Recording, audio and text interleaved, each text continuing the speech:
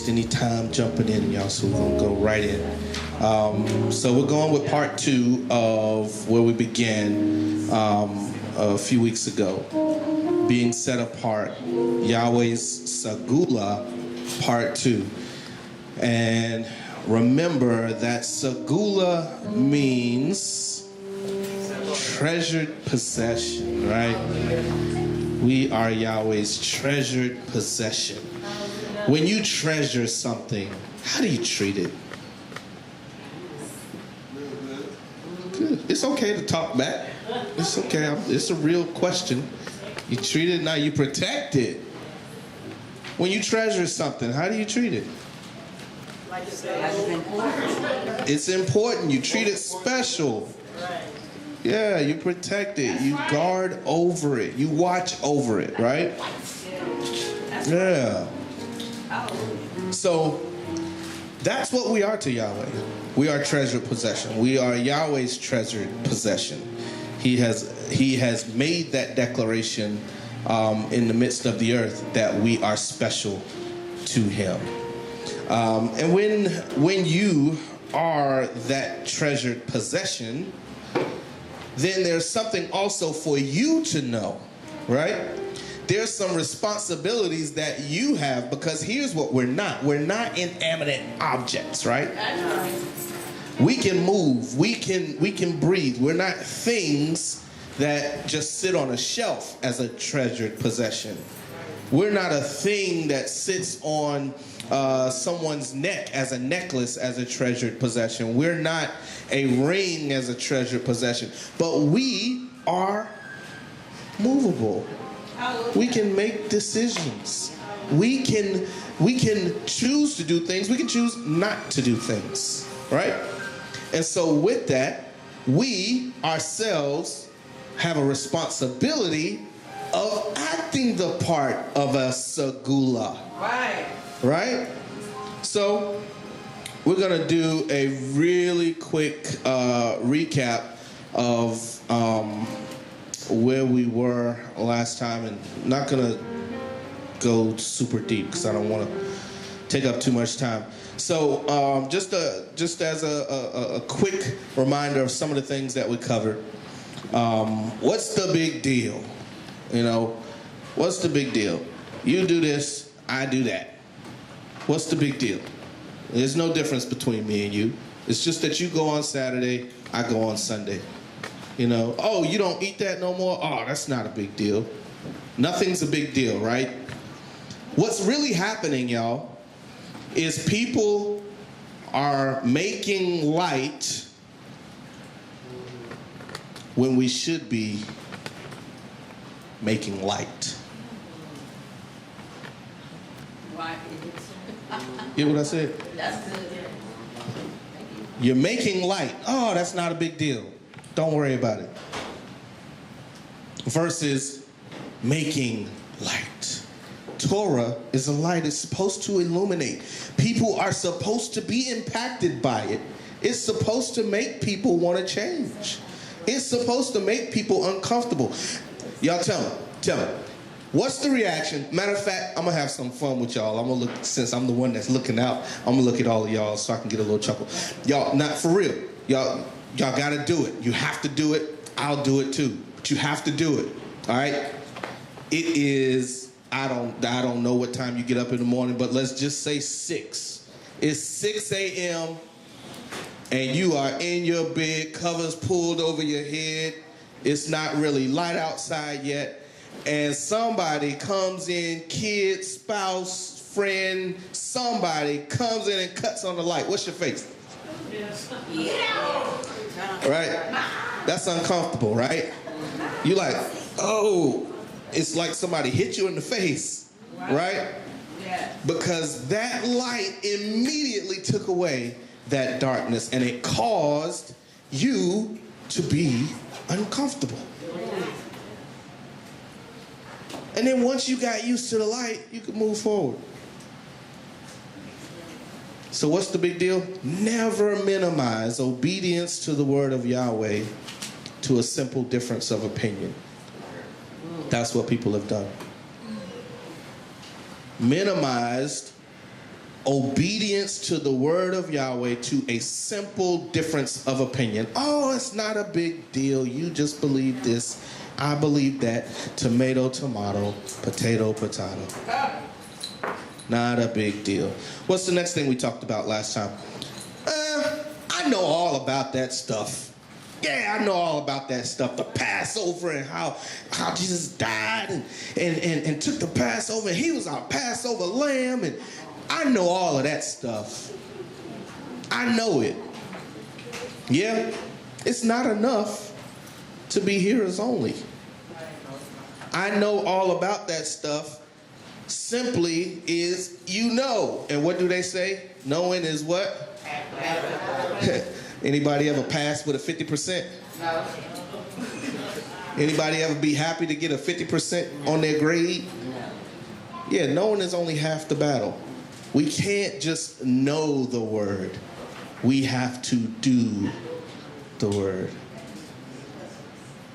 Well, you know, I do these things that I do that, remember, we went through this long list. We put all of this stuff up here, right? And the excuse is, well, you know, I do all of these things for him.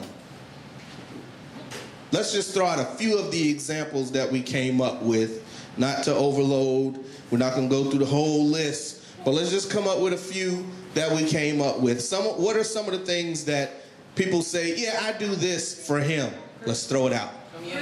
Communion, Christmas, Easter.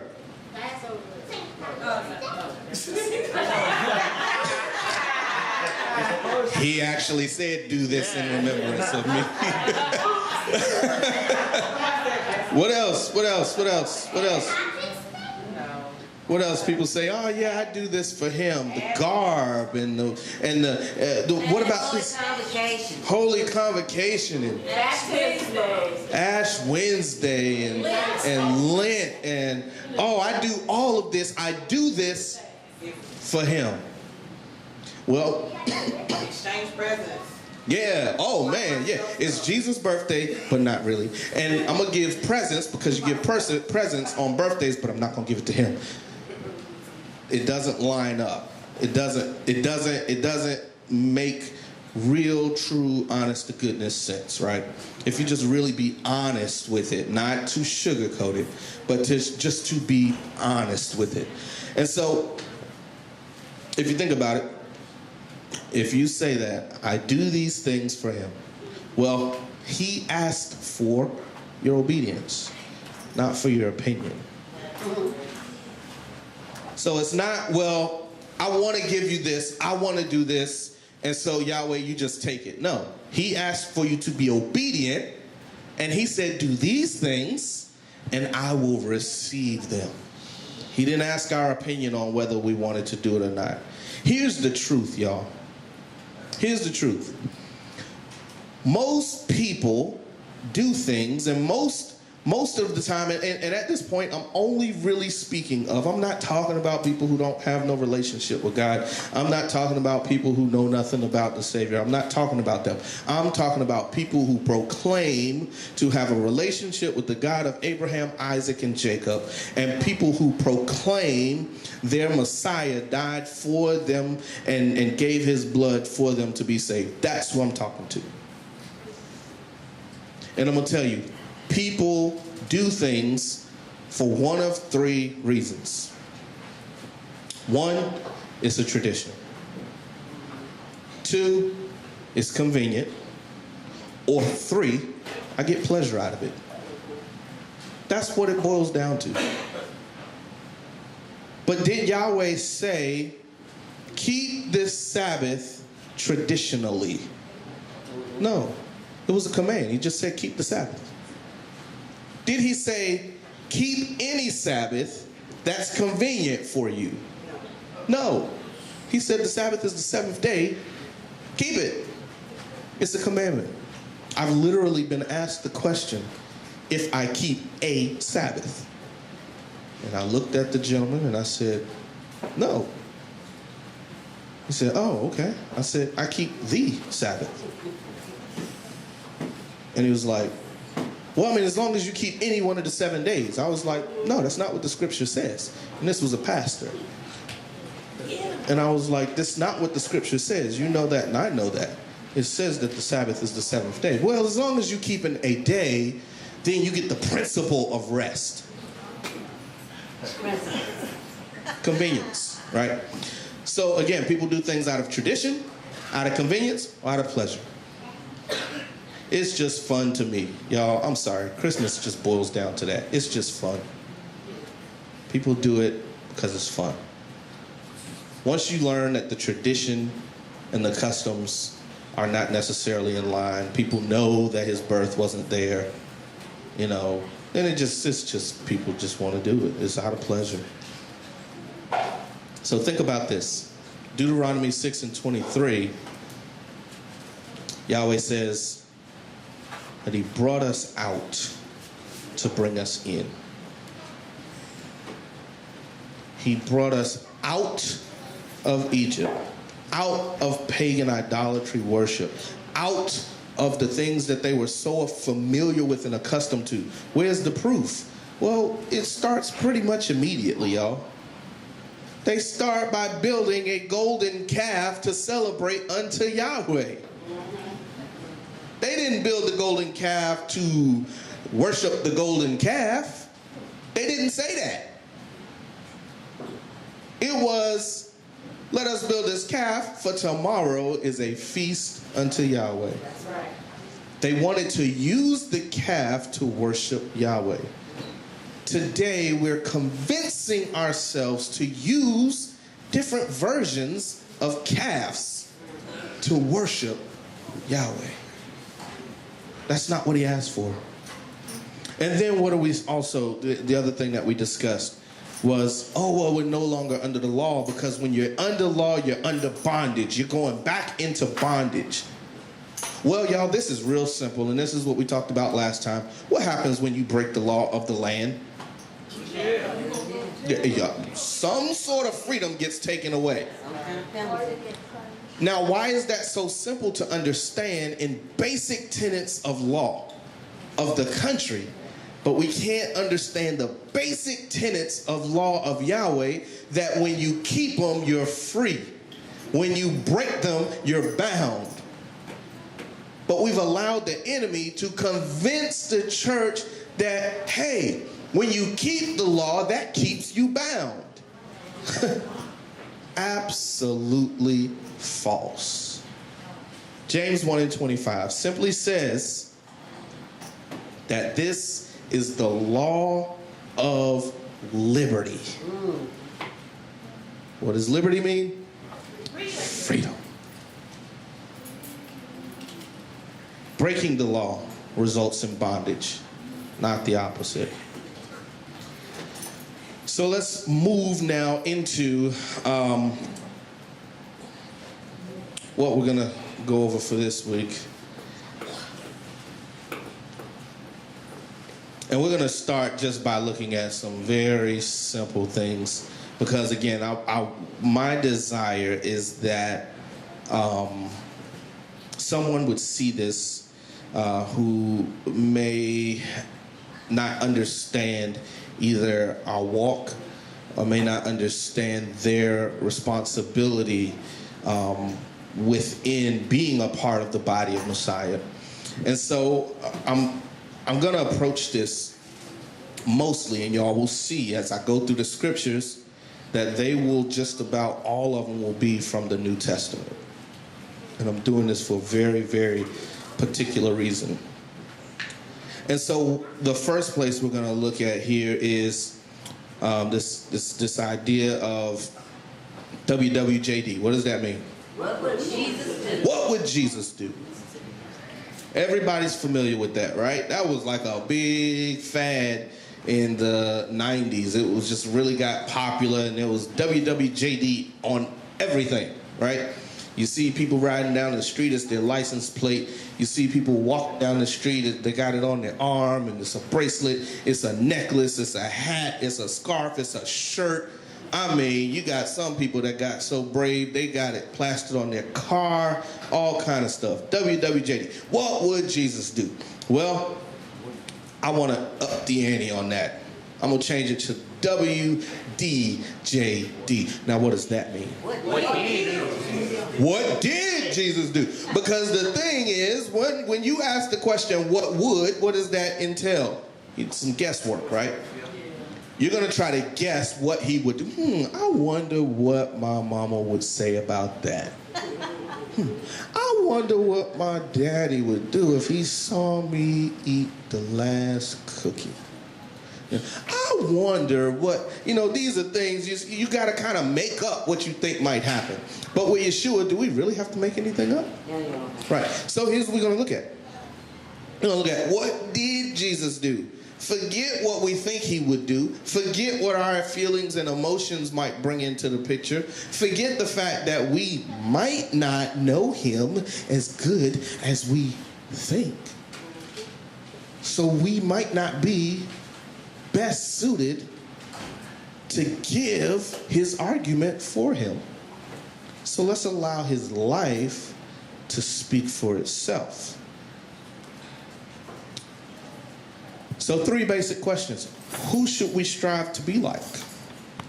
Well, WDJD. What did Jesus do? If we're striving to be like him, then it's nice to know what he did, because then we can be like him. I've heard for many years that Christian is supposed to mean Christ-like. Well, the last teaching, what we did was go through all the things that Christians do to see if it was like Christ. And what we came up with was an emphatic negative. That we're not able to affirm that the basic things of a Christian, the basic walk of a Christian, did not necessarily look like the basic walk of the Messiah. And the next is, okay, we got the who, then the what. What should we strive to do?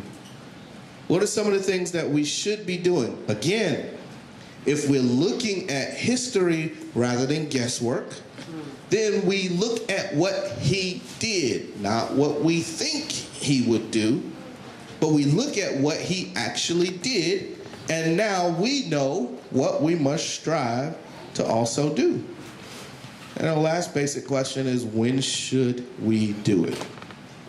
The big piece of this argument is that people believe that there is no need to do these things because the Messiah has come and gone.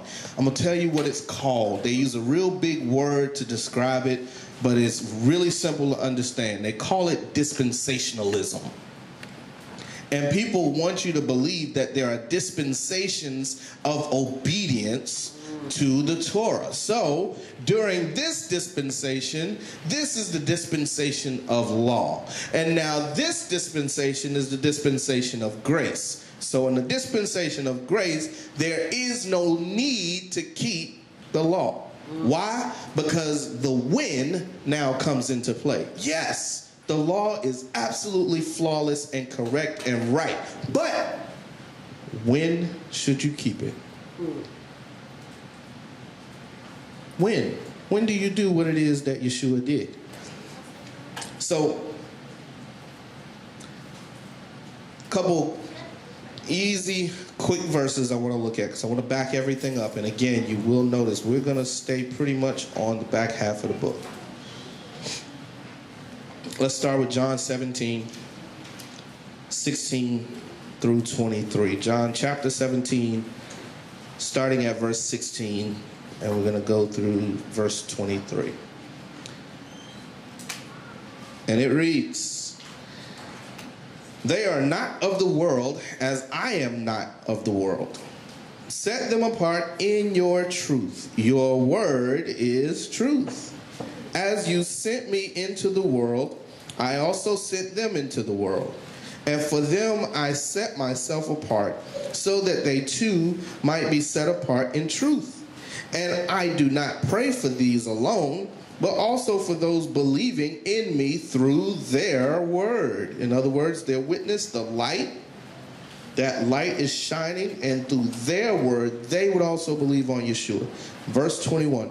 So that they all might be one, as you, Father, are in me, and I in you, so that they too be one in us, so that the world might believe that you have sent me.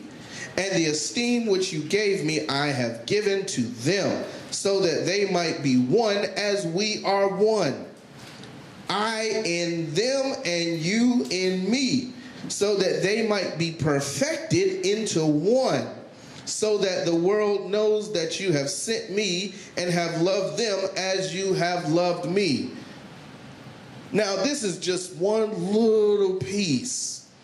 But if you backtrack to about the 14th chapter and read from the 14th chapter through the 18th chapter, what you will notice is that Yeshua is binding himself to his people. Similar thing happens in the wedding ceremony. He is binding, he's bringing together his people and then bringing himself with them and then bringing himself as one with Yahweh. Because he is. He, being the mediator, is the one that is deity and humanity. And he's bringing together to make us, how many times did he say one? So who should we strive to be like? Him. Because that's oneness. How can you be one when you're contrary? What did he say? How can two walk together unless they agree? And then what did he say? A house divided cannot stand. This won't work. So there's no way for us to be like him, Christian, without being like him. There's no possible way for us to be like him, Christian, without being like him, Hebrew. He was a Hebrew man. So in order to be Christ-like, you have to be Hebrew-like. You can't just know about the Hebrews. You have to be. And I once again remind, because people always go to, well, I'm not born in, blah, blah. First of all, how you know? I have lots of proof that would say otherwise, but I'm going to skip by that. I'm going to skip all the way by that. Let's just go to adoption. Now, we got somebody that used to work in DSS in this room. We got Child Protective Services. We got all kind of stuff in this room. We got social workers in this room.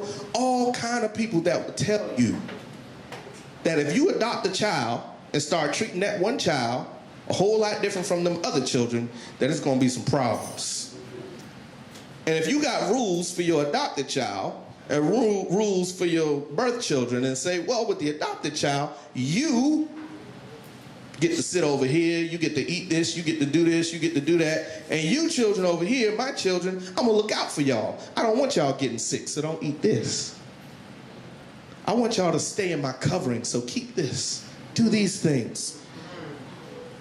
What's going to happen to that one child that's been let free to do whatever they want to do and been told, y'all, because usually, let's be honest as parents.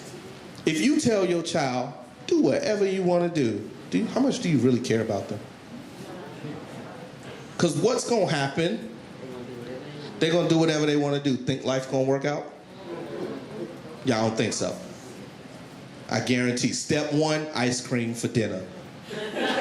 Step 2, there is no bedtime. Step 3, I get to school when I get there. If I get there. Come on. What kind of father would turn his people loose to destroy themselves? It's not going to happen. What should we strive to do? It's a big question. Matthew chapter 12,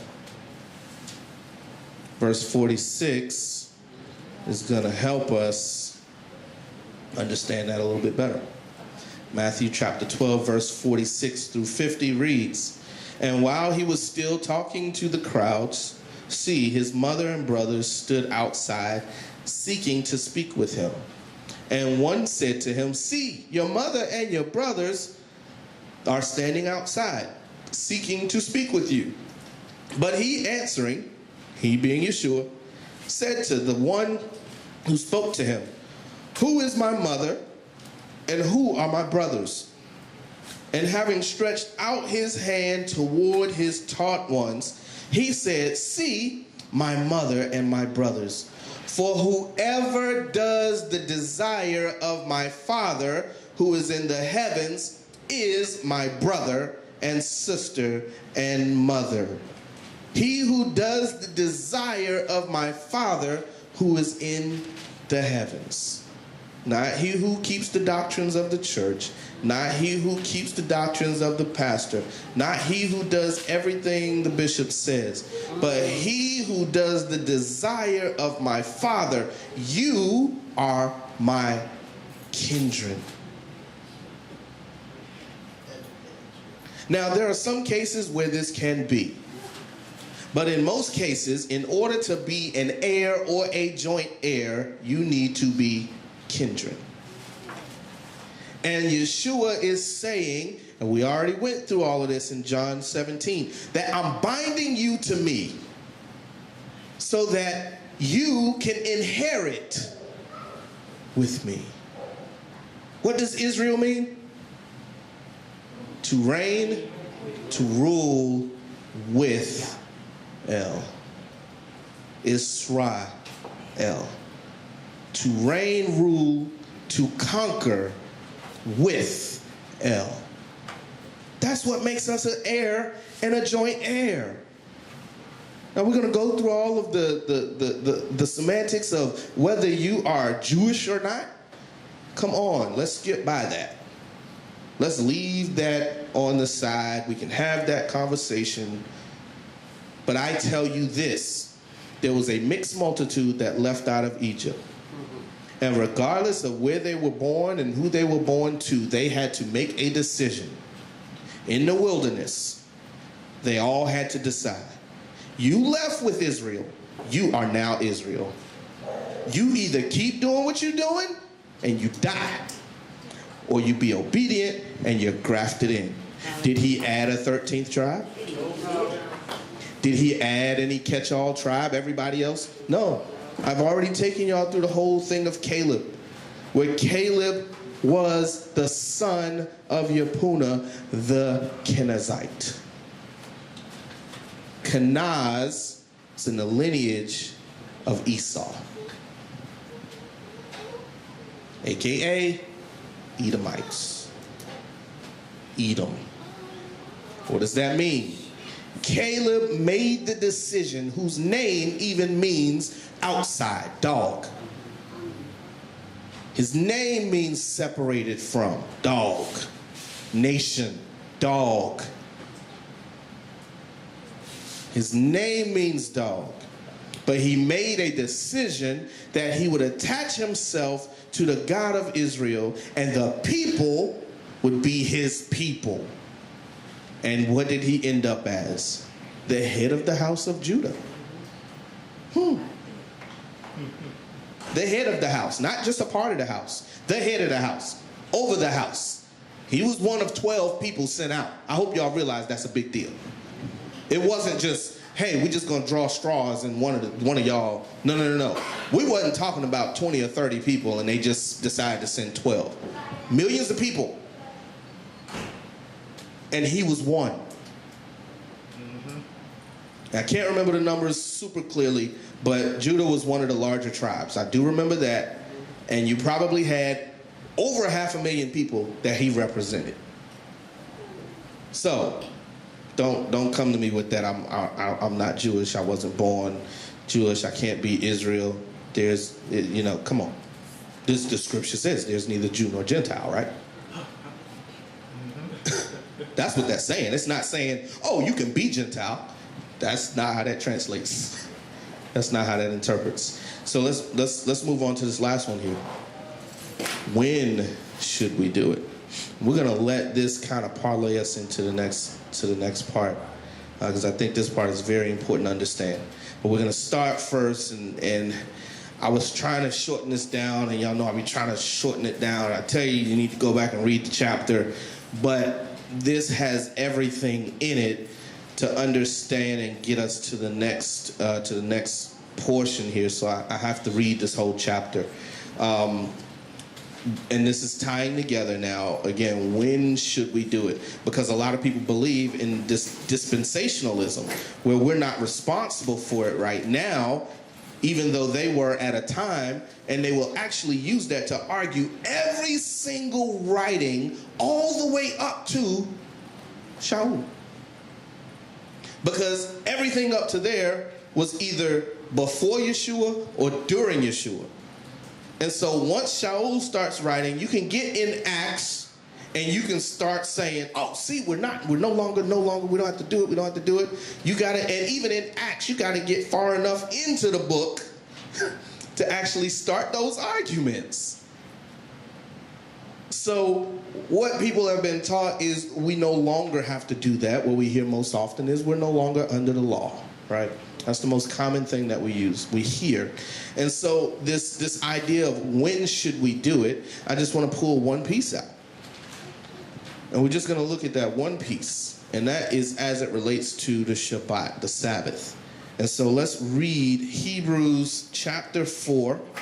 And again, we're going to read the whole chapter. So here we go. Therefore, since a promise remains of entering into his rest, let us fear lest any of you seem to have come short of it. For indeed the good news have brought to us as well as to them.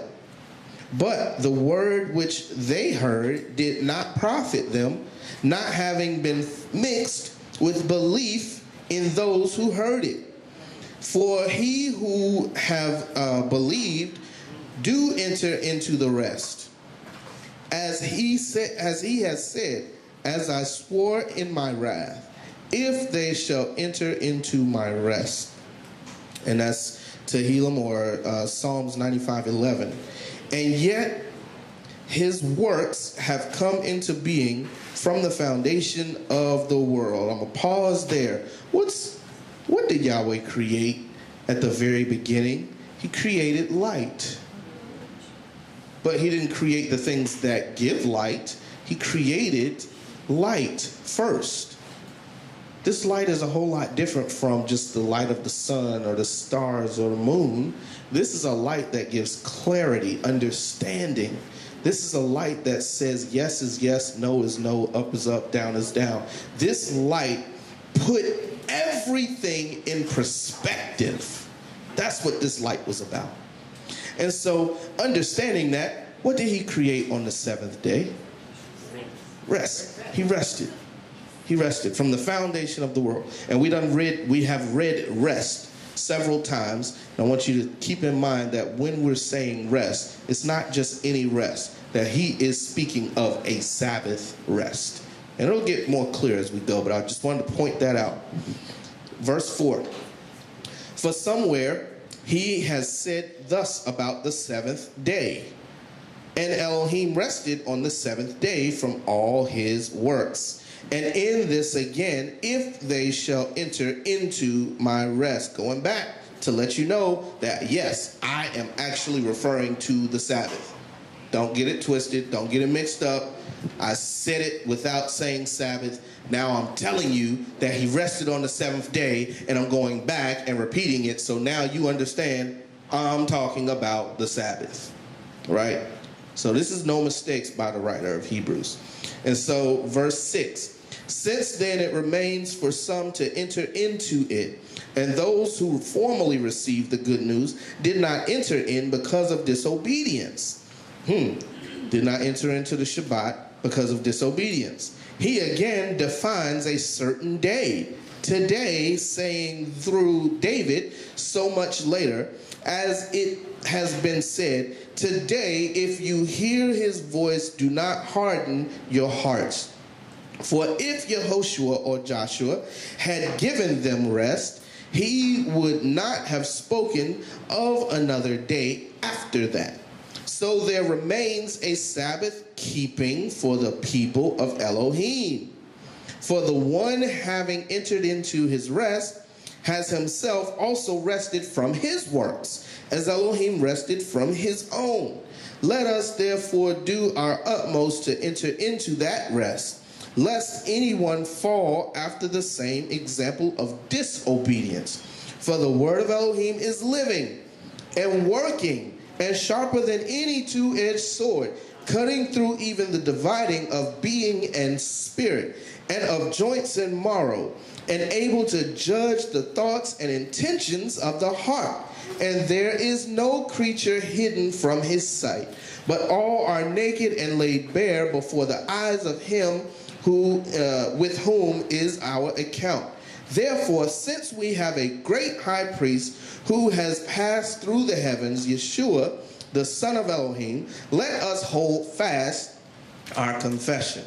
For we do not have a high priest unable to sympathize with our weaknesses, but one who was tried in all aspects as we are apart from sin. Apart from sin. Therefore, let us come boldly to the throne of favor in order to receive compassion and find favor for timely help. For timely help. What is he saying? This idea of dispensationalism is crazy. Because he's saying right here that there remains. Why? People want to get all deep and spiritual too fast. He's saying this: do that which you were told to do, because in the keeping of this very basic command, you will receive a greater reward. Yeah. One that you can't even understand. Your children don't understand. Y'all, they don't get it. I can call Abigail up here right now and try to hold her hand and walk with her. You know what she's going to do sooner or later? She's going to pull her hand away. Now, if we're walking in the street and there's danger all around, am I going to let her go? No. Whether she wants it or not, whether she understands it or not, we don't understand the true death that took place when Adam and Hava broke the command. We have no, let me say it this way, we got a little bit better idea now. They had no clue. They had no clue. And Yahweh was not going to explain to them all the reasons they did not need to eat of the tree of the knowledge of good and evil. He wasn't going to sit and explain all of that to them. He gave them a command: don't eat of it. Why does he give us commands? What happened when they ate of it? Death. How long did they have to die? They're still dying, y'all. We still dying based on one. Nobody can prove that they sinned ever again. Exactly. Ever again. One sin. The little bit of righteousness that we have in the earth is because Adam taught his sons, who taught their sons, who taught their sons, who taught their sons, who taught their sons. And now we have some knowledge of what righteousness looks like. So that was the result of one. How do we know that, oh, well, we don't have to do it no more? Did they stop doing Passover once Yeshua came and died? No. What would have been the result if they just chose not to do it before he came? What if somebody came up with a dispensationalism theory back then? They would have missed him completely. They would have missed him. We can't accept that. We can't accept the excuse that we no longer have to do it because the Messiah died. Let me explain to you. Messiah himself was tried. We see that, right? We need help. And at the end of the verse it says, you find and favor for timely help. What is that help about? Well, Yeshua was tried, right? The one thing we can go to is that he was tried on the mountain by Hasatan. But let's think about this. He was constantly tried. Every time they came up to him and accused him of breaking the Sabbath, they were trying him. Every time they came up to him and asked him for permission to stone an innocent person, they were trying him. They were constantly trying to trip him up in Torah. Every time. This is why when they came to him, they came prepared, armed. It wasn't just like, oh, let's just go talk to this guy. No, they had an agenda. So he wasn't just tried that one time. He was constantly tried. And what they were trying to do was trying to get him. They were either trying to prove he broke Torah or they were trying to get him to break Torah. Why? Because it'd be the dead giveaway. If he broke Torah, it would be the dead giveaway. He could not be the Messiah. So my question is this. Is this our example? As people come up to us and try to convince us that we don't have to do this anymore, that we're no longer responsible for that, because why? Well, yeah, they used to do that. That's Old Testament. So we no longer have to do that. This is the dispensation of grace. No. We have to be the same person that he was, that stands and says, no matter what's going on around me, no matter who you are, I know who I am. And we stand firm in that. Tradition can't do it, convenience can't do it, and pleasure surely can't do it. It has to be conviction. Simple conviction. So, again, some might say when Yeshua died, it was done.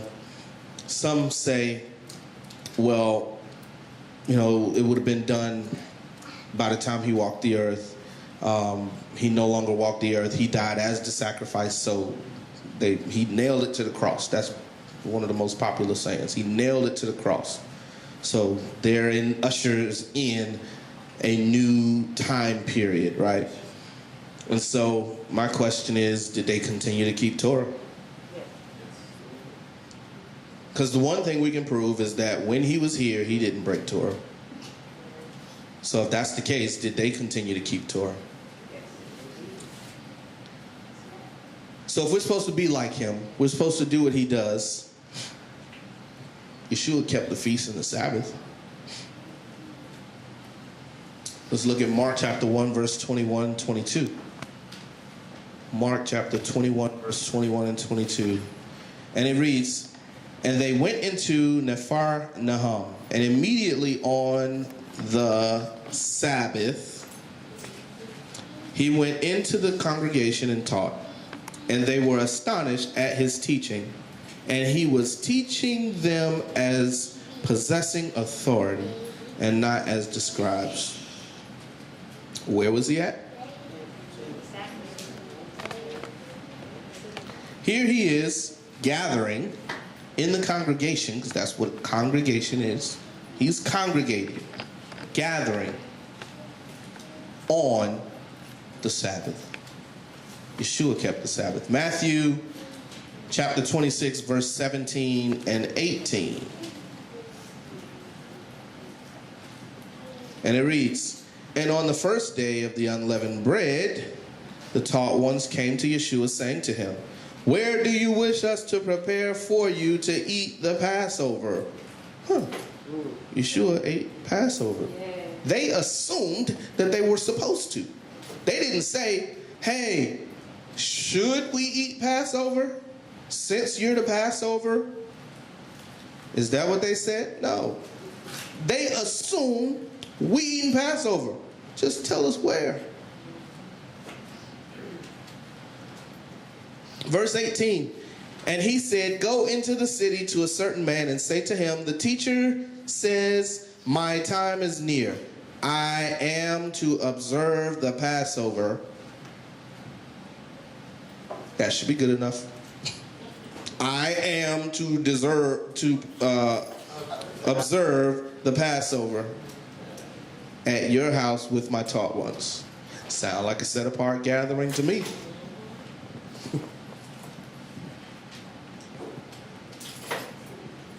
This was absolutely Passover. It says it right there. Nowhere in here does it say the Last Supper. It doesn't say Easter. It doesn't say his last meal. It doesn't say he was on death row and what would you have for your last steak and potatoes. No. This was Passover. It wasn't the first time he did it. And for his taught ones, it wouldn't be the last time they did it. They did this every year. We continue to do this as often as we're supposed to. They continue keeping the Sabbaths and the feasts after the time of Yeshua. Can you prove that? Glad you asked. Oh, wait a minute. I didn't read John, did I? I'm sorry. Let's read John. I don't want y'all to get hit. Let's read John first. John chapter 7, verse 1 through 11. And I want you to understand the very first part. In verse 1, it says, "And after this, Yeshua was walking in Galilee, for he did not wish to walk in Yehuda, because the Yehudim were seeking to kill him." Somebody was seeking his life. They were looking for him, not to say hey, not to ask him some questions, not to debate him, to kill him. To kill him. Now let's read. "And the festival of the Yehudim was near, the festival of booths." This is another holy day. Man, you done kept more than one. What the world? "So his brothers said to him, 'Get away from here and go into Yehuda, so that your taught ones also see the works that you are doing. For no one acts in secret while he himself seeks to be known openly. If you do these works, show yourself to the world.' For even his brothers did not believe in him." They're trying to set him up. "Yeshua therefore said to them, 'My time has not yet come, but your time is always ready.'" Your time is always ready. You need to go keep the feast. All the time. I mean, just literally said that. Your time is always ready. Always keep the feast. "It is impossible for the world to hate you, but it hates me because I bear witness of it, that its works are wicked. You go up to this festival. I am not yet going up to this festival, for my time has not yet been filled." Somebody's like, see, Yeshua stopped keeping the feast. He stopped keeping the feast. Keep reading. "And having said this to them, he stayed in Galilee. But when his brothers had gone up to the festival, then he also went up, not openly, but as it were in secret. The Yehudim therefore were seeking him at the festival and said, 'Where is he?'" It's the first thing we read in verse 1. They were seeking to kill him. It was so important for him to keep the feast, he went incognito. It was so important to him to keep the feast that regardless of the fact that they were trying to kill him, y'all understand this is tabernacles, right? We understand the tabernacles falls in the 7th month. It's the last of the feast. It was not his time yet. He knew that if they found him, they would kill him now. And he still kept the feast. It was that important. He still kept it. All right? So, now let's move on. They continued keeping the Sabbaths and the feasts after he passed. Acts 18, verse 1 through 4. And after this, Shaul left Athens and went to Corinth, and he found a certain Yehudite named Aquilus, born in Pontus, who had recently come from Italy with his wife Priscilla. Because Claudius had commanded all the Yehudim to leave Rome, and he came to them.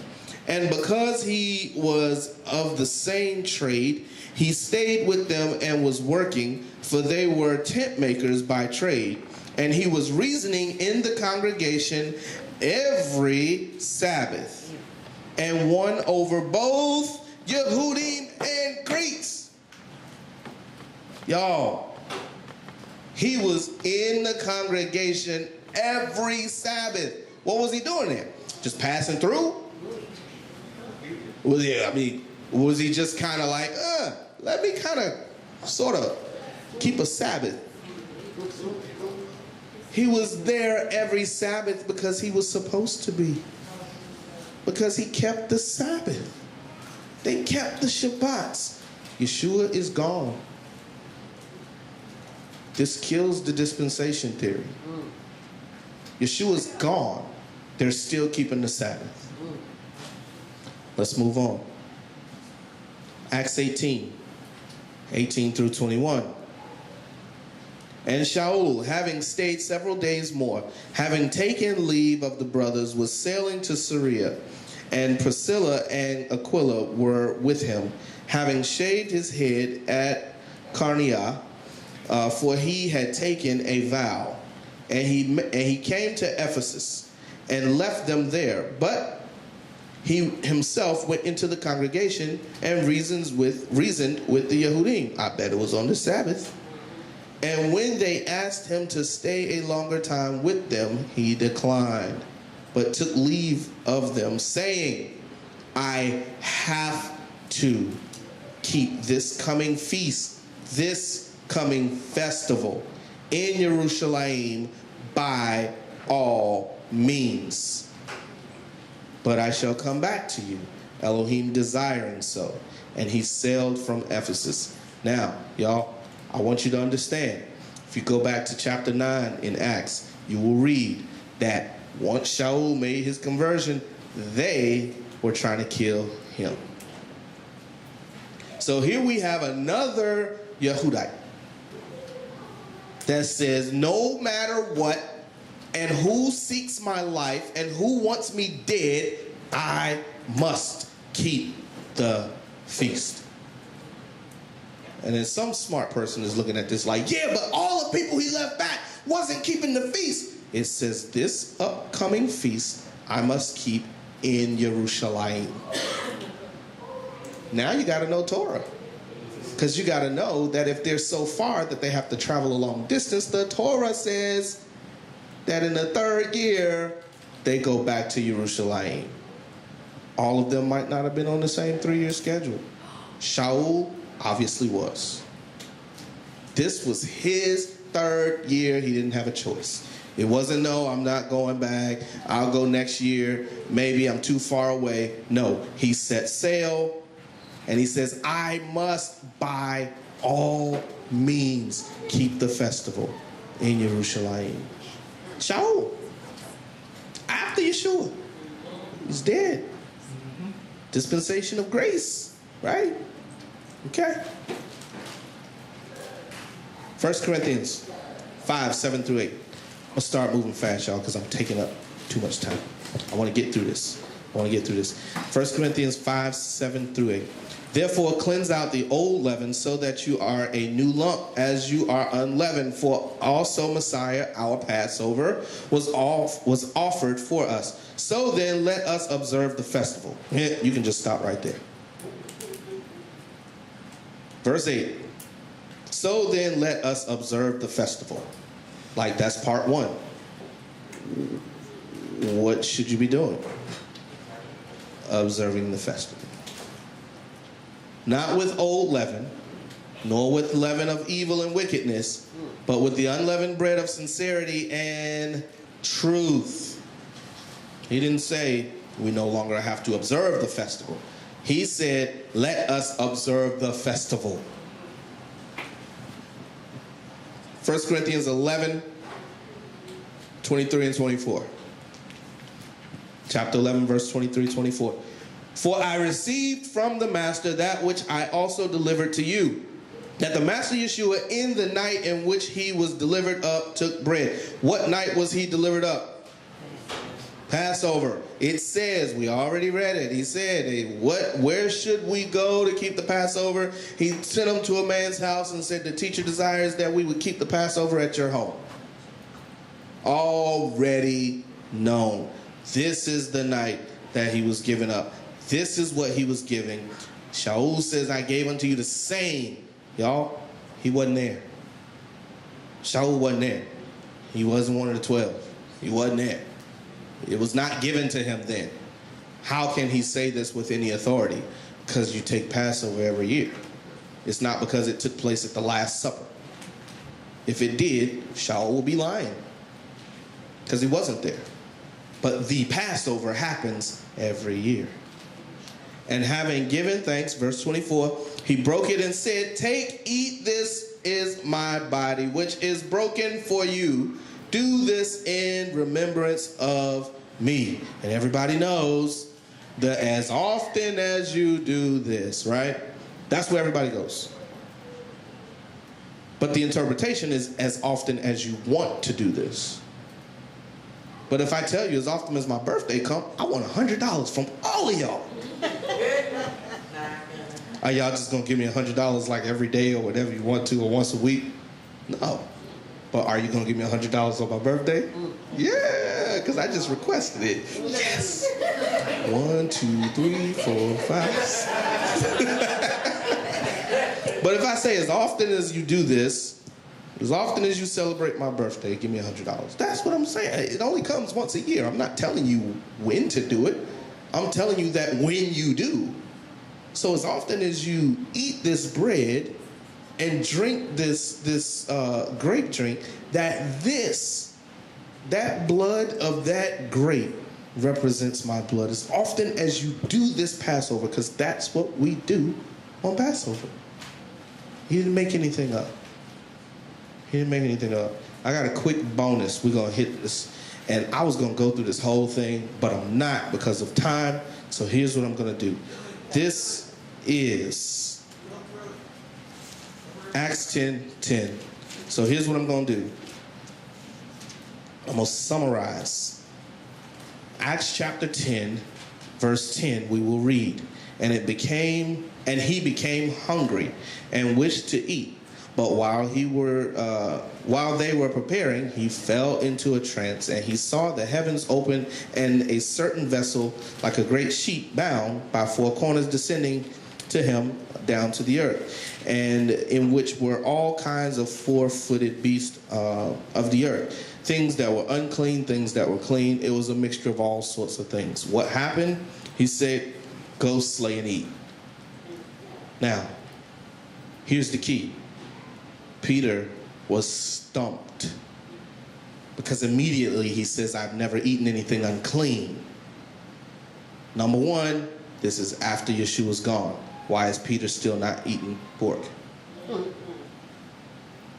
Because Peter thinks he's still supposed to eat clean. Okay, let's move on. Verse 17. And while Kepha was doubting within himself about what the vision might mean, what does that say?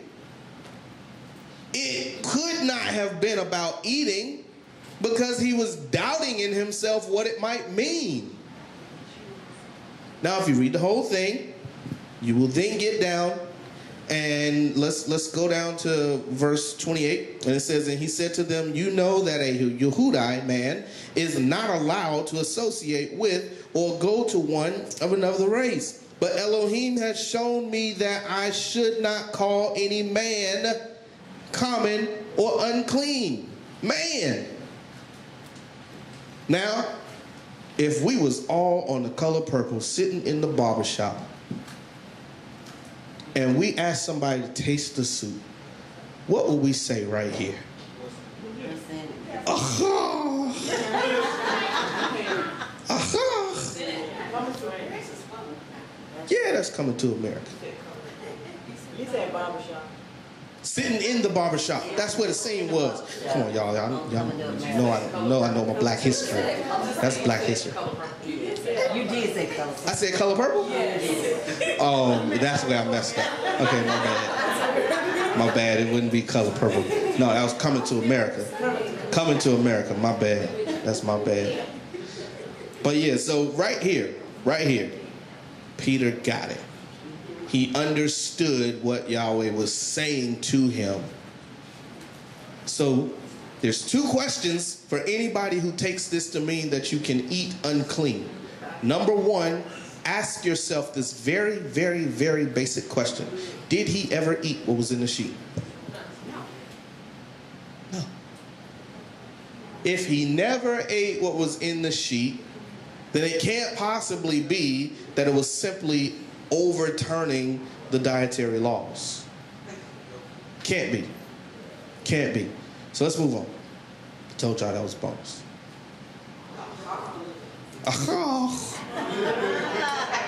So, back to this whole dispensationalism.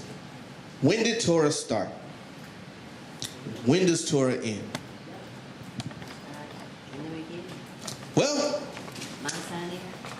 Genesis 1 and 3 is the first place that I can see where Yahweh spoke a command.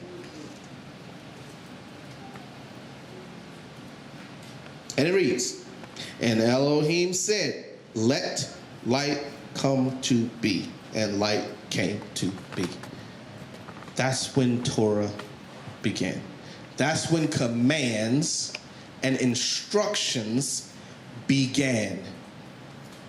He began to give instructions to things and people that weren't even created yet in Genesis 1 and 3. Well, that's all good and dandy. You know, that's not the argument. We know it was in the Old Testament. Okay, I'm glad you asked. Just flip to the other side of the book. When's the last place I see something about commands? Okay, I'm glad you asked. Let's go to Revelation. That's a little bit after Genesis now. You gotta flip a few pages to go from Genesis to Revelation. And if you flip to the last chapter, chapter 22, go to verse 14. And it says, blessed are those speaking about his command. Oh, wait a minute, whoa. Let me try that again. Blessed are those learning about his command. Oh, wait, whoa, I think I got it this time. All right. Blessed are those knowing everything there is to know about his. That's still not right. Okay, all right. So it says, not I say, but it says, blessed are those doing his commands, so that the authority shall be theirs unto the tree of life, and to enter through the gates into the city. That's the bookends. There you go. 3 verses into the start of it, he commands. What is this, 6 or 7 verses from the end? 7 verses from the end, he praises those who keeps the commands. I ain't dropping the mic. I don't keep this mic. paid for this mic. I'm not dropping this mic. Care what y'all say. So the Torah is from the beginning to the end. This is what makes him the Aleph and the Tav.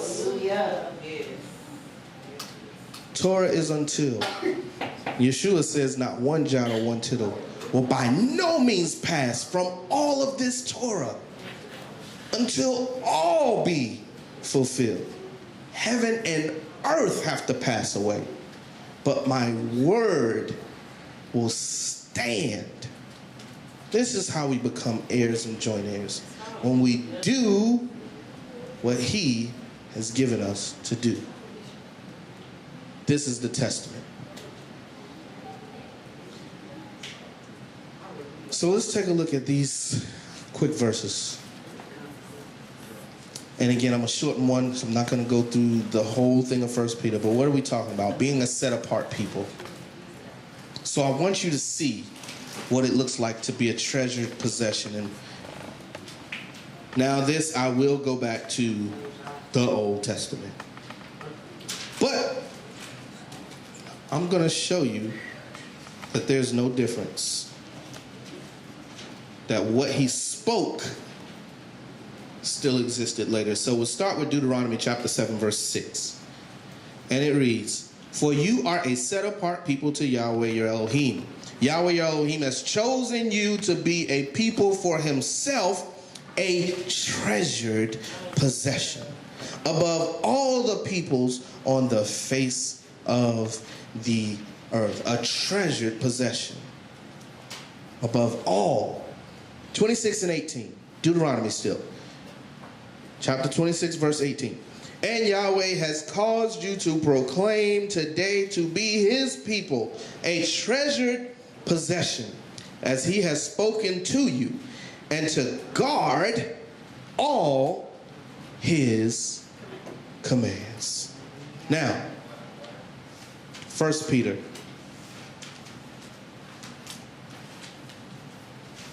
And again, I'm going to try to not go through the whole thing, but I want you to understand who he's talking to.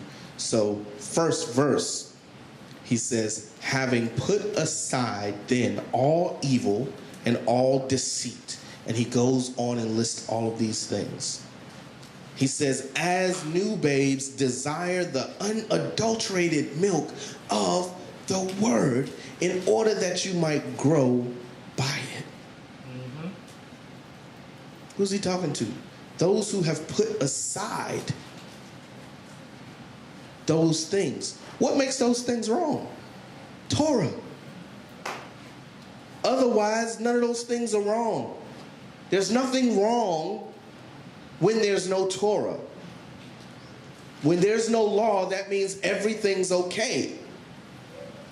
That's why the scripture says against love. There's no law against love. Because that's right. There's no law against it. And so what has he called us? Let's go now to verse 4. Verse 5. Let's go to 5. "You also, as living stones, are being built up, a spiritual house, a set-apart priesthood, to offer up spiritual slaughter offerings acceptable to Elohim through Yeshua Messiah. Because it is contained in the scripture, see, I lay in Zion a chief cornerstone, chosen, precious, and he who believes on him shall by no means be put to shame." We're supposed to be like Yeshua. We're supposed to be this treasured possession. Verse 9. "But you are a chosen race, a royal priesthood, a set-apart nation, a people for a possession. And I am going to say that I am sure Peter is referring to Deuteronomy 26, Deuteronomy 7.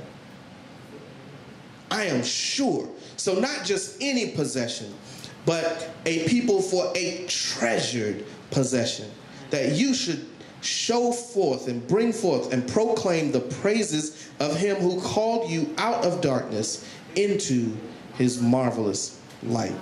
You once weren't a people, but you have now been called a people. And what people are you? Israel. Because you will reign with, rule with, and conquer with El. So I have one question. Who do you reflect? Who do you look like? Do we look like Yeshua? If we sat here and spelled out the things, and I did it for going through the things that does not look like him. So if y'all don't mind, I know I'm over the time that I usually try to stay within, but I want to do the same thing. What are some things? Because somebody has not seen or heard this before. So if we reflect Yeshua,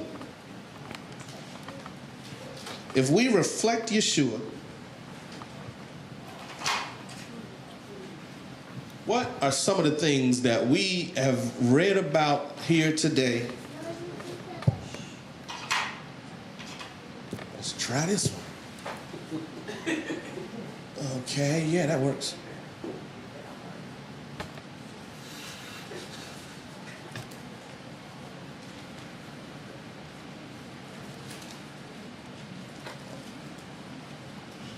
All right, so what are some of the things that we do? Matter of fact, let's not even approach it from that standpoint. Let's approach it from the standpoint of what Yeshua does. So let's hit it with that WD. I'm gonna leave the J just for the people to understand what I'm saying. All right. All right. Oh, that one really ain't going back. All right, so what did Yeshua do? Let's start throwing it out there. Sabbath. Oh, man. I'm gonna have to keep a log of which one's working, which ones don't.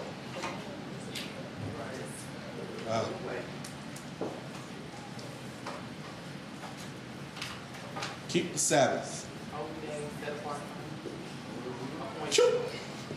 Keep the Sabbaths. I'm going to say weekly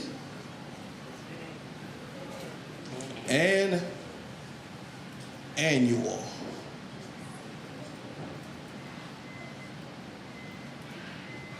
So that people know that this. All right, what else did he do? All the feast. Yeah, keep. Oh, yeah, that's keep I'm sorry. I'm gonna say keep all. Keep All right. the commandments. He healed the sick. Keep the commandments. And I'm gonna just go with rituals and customs and those sorts of things, because you'll get plenty of people that will yeah. They'll be done through what's his name in your face? What's pop off? Be like, he healed the sick, see, and he don't keep the Sabbath. Can we use keeping the law? Because some people don't understand the law and the commandments are the same. Slash law. Law. Obedience. Yeah. Keep the commandments, the law. What else did Yeshua do? Didn't he eat clean? Yeah, wasn't it under the commandments? Are you breaking the laws that sense? I'm assuming that the people who are watching this don't know what this is. Kept the oral Yeah, that's broad. I'm gonna leave it. Okay. No shellfish. Yeah, all the ceremonies. No shellfish. No pork. By the way, bacon is pork. Like, some people don't really understand it. Like, seriously. Like, I've had people say, no, that's not pork, that's bacon.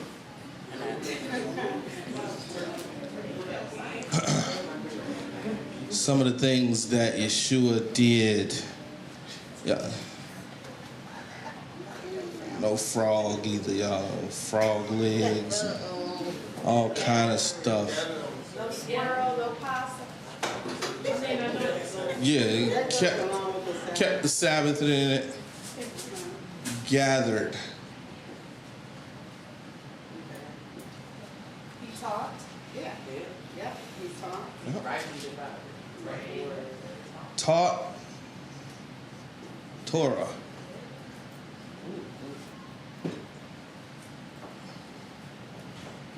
Law. These are things, I mean, these are, notice, and this, I'm really hoping that somebody made it to the end of this, and they also looked at the first one, because notice how we're really starting to struggle with coming up, because it really is this simple. He says, if you love me, keep my commandments. And what people want to do is say that we have all of these laws and all of this and all of that. But guys, we had the board full and we didn't even really go into super detail when it comes to the church traditions. Because there are so many things that the church mandates that you do under their authority, but tell you you shouldn't keep the Torah because it's too hard. Think about the amount of questions and lists that you have to go through to know each denomination to each denomination, and this one and that one, and who believes this and who believes, well, what are they going to say? Well, can I wear this? Or can I wear that? Can I do this? Can I? Because what he said is, if you love me, keep my commandments. He's made it very simple. You know, so where Zeke, these Wrong where? These things, where, oh, where is your Zeke? That's what I was trying to say.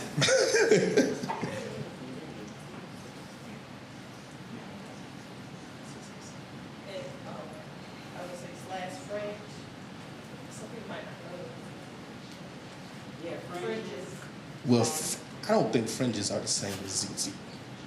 I'll say tassels. That is the same. Strings. I don't know. I'm gonna just say ZZ. You can get technical with that. You know,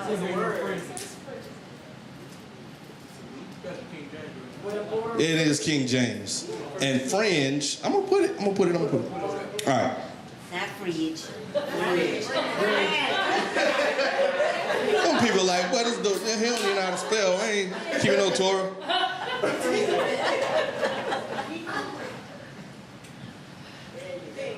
Nah, I know how to spell it in Hebrew.